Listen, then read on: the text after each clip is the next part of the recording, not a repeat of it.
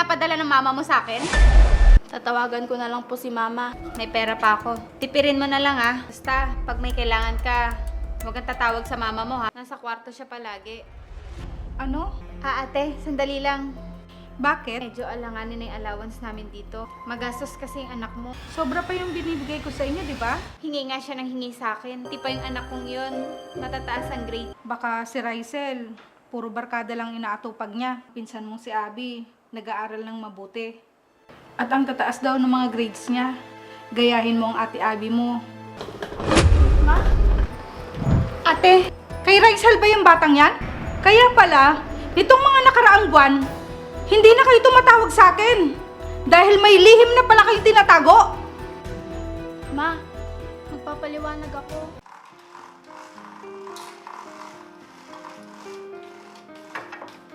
Tita, pwede pong humingi ng pang-project sa school? Bakit? Naubos mo na ba yung binigay kong allowance mo? Opo, tita. Ang dami ko po kasing binayaran sa school namin. Wala akong pera. Akala mo ba malaki yung pinapadala ng mama mo sa akin? Sige po, tita. Kung wala po kayong maibibigay, tatawagan ko na lang po si mama. Hingi na lang po sa kanya. Iha. Saglit lang Ito pala. May pera pa ako. Tipirin mo na lang Huli na to. Salamat po. Basta, pag may kailangan ka, huwag kang tatawag sa mama mo ha. At huwag mo siyang bibigyan ng stress, lalo na malayo siya sa atin. Sige po, tita. Alis na po ako.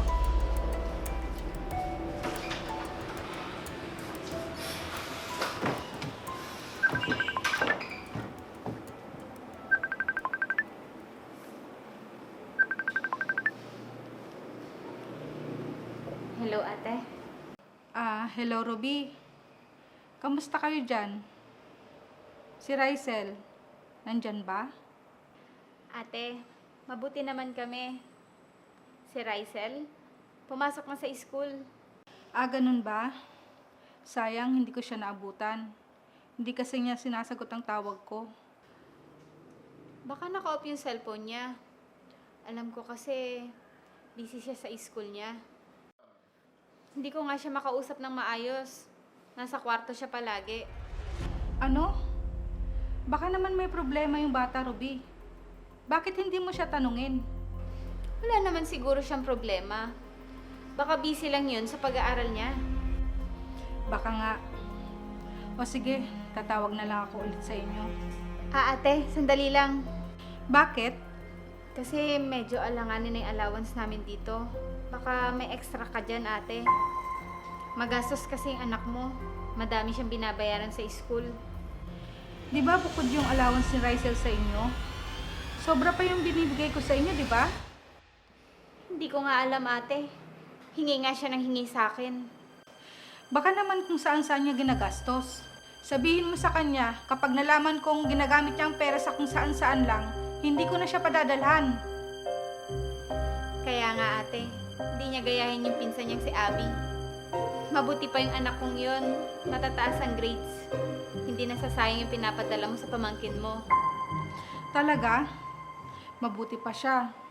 Baka si Rysel, puro barkada lang inaatupag niya. Baka nga, ate. Hayaan mo. Ako na lang sasaway sa kanya. Minsan naman, nakikinig sa akin yun. Mabuti pa nga, Ruby. Kasi kung ako makapagsalita sa batang yan, baka hindi ko lang mapigilan ang bibig ko. Huwag kang mag-alala, ate. Akong bahala sa anak mo. Salamat, Ruby. Maaasahan ka talaga. O siya, sige na. May gagawin pa ako. Mag-iingat kayo dyan. Sige, ate. Lalo ka na. Mag-iingat ka dyan. Oo, salamat.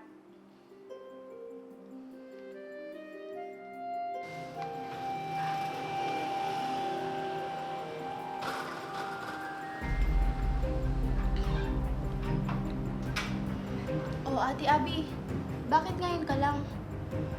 Shh! Huwag kang maingay. Baka marinig ka ni Mama. Kanina ka pa niya hinihintay. Bakit? Nasaan siya? Nasa kwarto na. Baka tulog na siguro yun. Ganun ba? Sige, papasok na ako sa kwarto. Baka lumabas pa yun. Pagalitan pa ako. Sige. Hoy, Abby! Raisel, buksan mo nga ilaw! Bakit ngayon ka lang? Gabi na! Nagaya po kasi yung kaibigan ko. Birthday po kasi ni Vanessa. Bakit hindi ka man lang tumawag sa akin? Kanina pa ako naghihintay ah! Sige na, ma. Matutulog na ako. Good night. Abby! Bastos naman ng batang yun. Ikaw, Raisel, patay mo na yung TV. Patayin mo na rin lahat ng ilaw dito ah.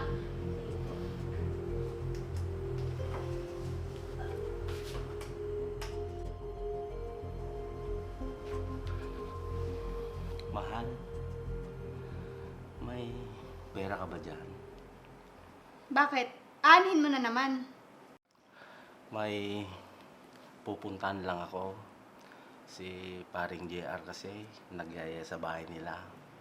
Nakakaya naman kung tatanggi ako. Eh bakit kailangan mo pa ng pera? Eh makikipag-inuman ka lang naman doon. Oo nga, ang kaso, ako ang pinabibili nila ng alak. Tapos, sagot na nila ang pulutan. Parang regalo ko na rin yun kay paring JR. Naku, sinasanay mong ganyan yung mga kaibigan mo. Namimihasa na sila. Palagi na lang ikaw bumibili ng alak para sa kanila. Kinakantsawan nila ako palagi. Kasi abroad daw yung kapatid mo. Baka pwede daw makatikiman lang sila ng katas ng abroad. Tigilan niyo nga ako. Si ate ang nasa abroad at hindi ikaw. Eh bakit ikaw ang hihingian? Sige na, mahal. Pagbigyan mo na ako. Sige na nga.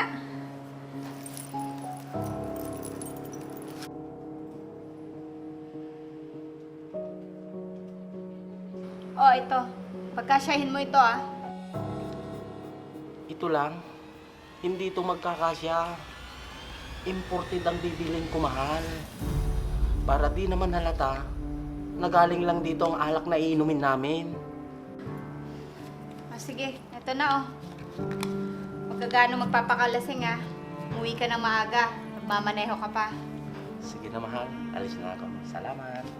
Sige.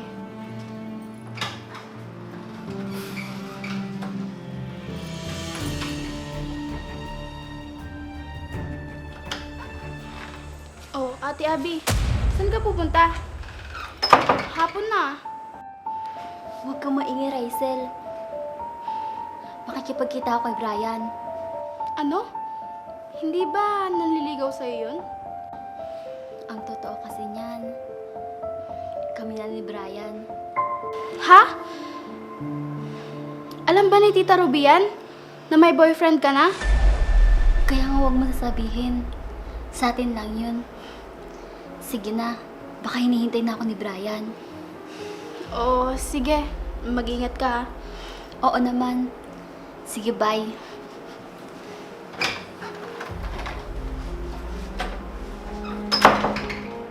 Baka mapaano pa si Ate Abby. Mahilig pa naman si Brian sa babae. Pakalokohin lang siya nun.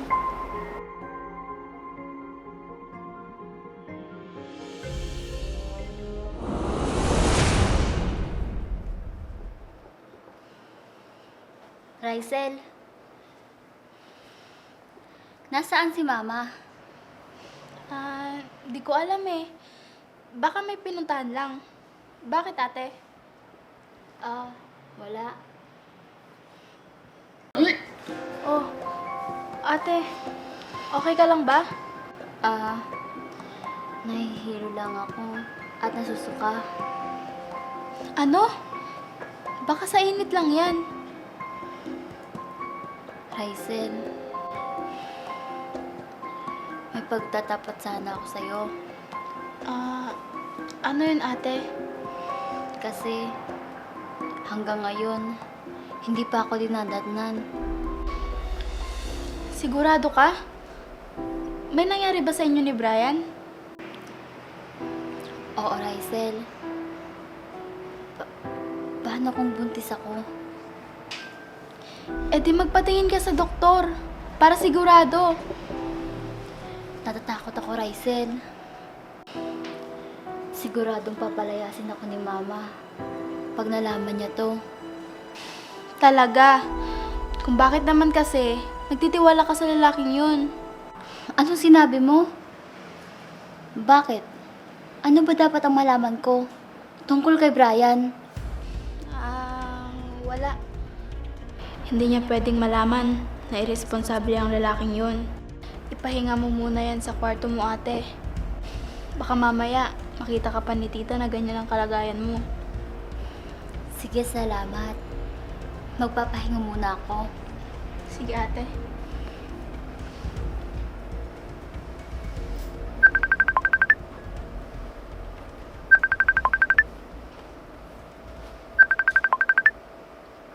Si Mama. Hello, Ma. Rysel, kamusta ka na anak? Okay naman po ako, Ma. Kayo po? Eto, katatapos ko lang sa trabaho ko. Kamusta naman ang pag-aaral mo? Ayos naman po, Ma. Mabuti naman anak. Pagbutihan mo ang pag-aaral mo ha.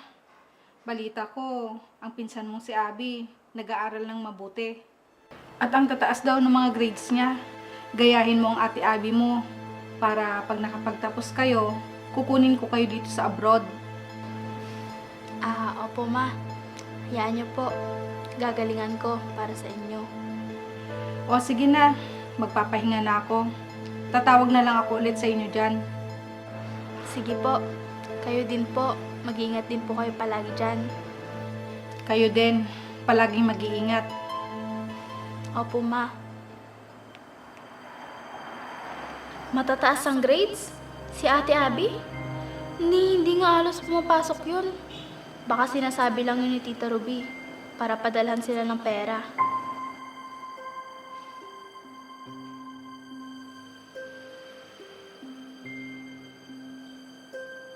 Sino to? Si Abby? Hindi daw pumapasok. Abby! Abby! Pumunta ka nga dito! Abby!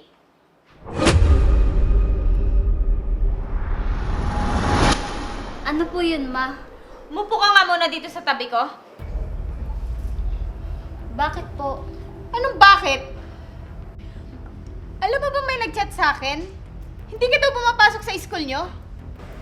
Ma, hindi ko po kayang pumasok. Bakit? Gusto mo bang malaman niya ng Tita Mitch mo? Baka kung nagkataon, pare-pareho tayong hindi pa dadalhan nun. Ano ba, Ma? Pera lang ba ang mahalaga sa'yo? Hindi mo nga tinatanong kung bakit hindi ako pumapasok. Bakit nga ba? Baka nag-iinarte ka lang o kaya tinatamad. Hindi ganun, Ma. Eh ano nga? Buntis ako. Ano sabi mo? Buntis ka! Oo, Ma. Sino nga man na pinagbubuntis mo, ha? Sumagot ka! Si Brian po, Ma. Nako, nalaman na ni Tita na buntis si Ate Abby. Sino yung lalaking yun? Bakit ngayon ko lang nalaman na may boyfriend ka na pala? Pinagmamalaki pa naman kita, tapos ganito lang yung gagawin mo? Hindi ko naman po sinasadya, Ma. Meron bang ganon? Ang sabihin na hindi mo sinasadya? Ang sabihin mo, ginusto mo rin! At nagpagalaw ka sa lalaking hindi mo naman ganong kakilala? Pananagutan naman daw po niya ako, Ma. Sigurado ka ba? Bakit? May trabaho ba siya? Gano'n ba siya kayaman? Para buhay niyo magiging pamilya niyo, ha? Ma, ano ba? Nandito na to. Hindi ko na to pwedeng baguhin pa. Pinag-aaral ka. At may mga plano pa tayo. Pero sinira mo lang. Hindi mo man lang ba naisip yun? Tita, tama na po. Wala na po tayong magagawa. Pero pag nalaman ito ni Mama, sigurado akong magagalit yun.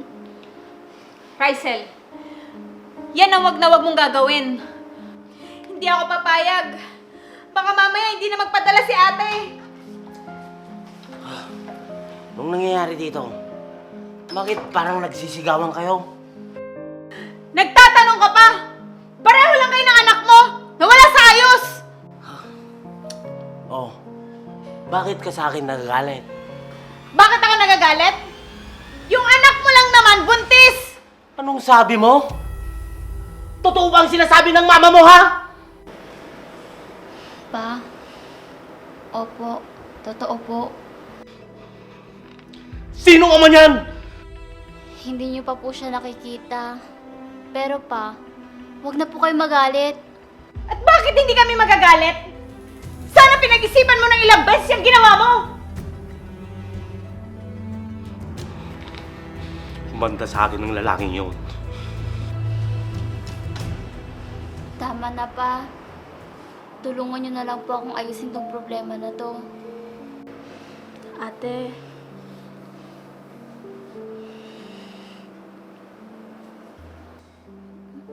Ma? Bakit? Ano nangyari sa'yo? Abby! Anak! Anong nangyari? Abby! Gumising ka! Hindi matay yata yung anak mo! Humingi ka ng tulong, Berto! Sige na! Sige, sandali. Bilisan mo! Tatawag ko ng tulong. Abby! Abby! Gumising ka! Abby!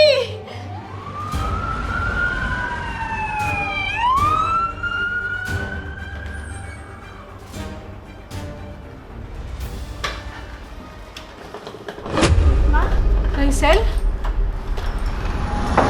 Kanino anak yan? Ate, dumating ka na pala? Umamin nga kayo? Kay Rysel ba yung batang yan? Kaya pala, nitong mga nakaraang buwan, hindi na kayo tumatawag sa akin. Dahil may lihim na pala kayong tinatago. Ma, magpapaliwanag ako. Malinaw na sa akin. Wala ka nang dapat ipaliwanag. Hindi mo sa akin sinabi na may anak ka na pala. Ma, hindi po.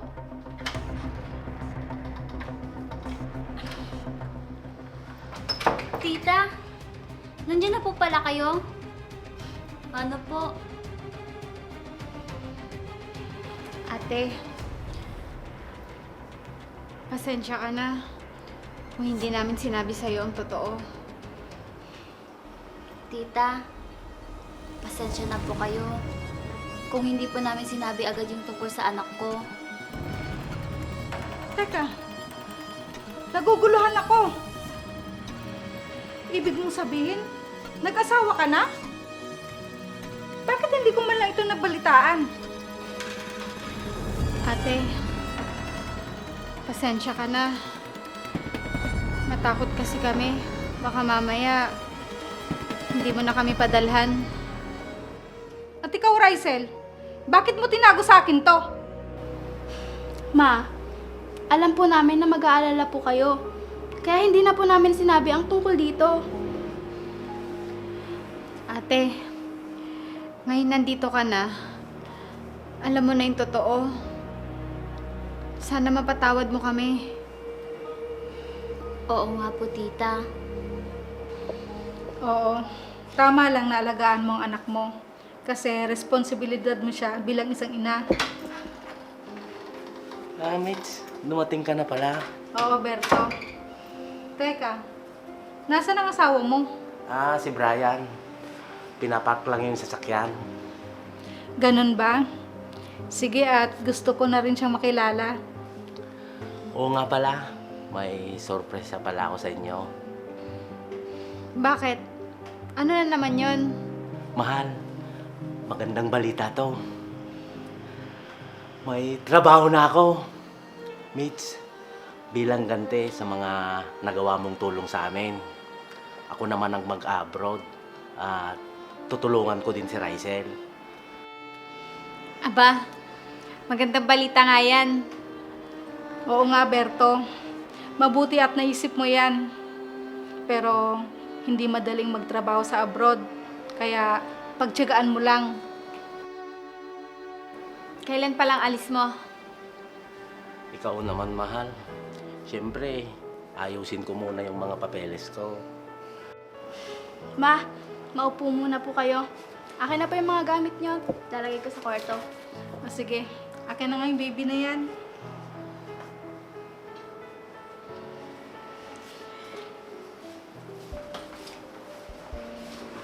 Ang cute niya ate, no? Oo nga. Lola na tayo.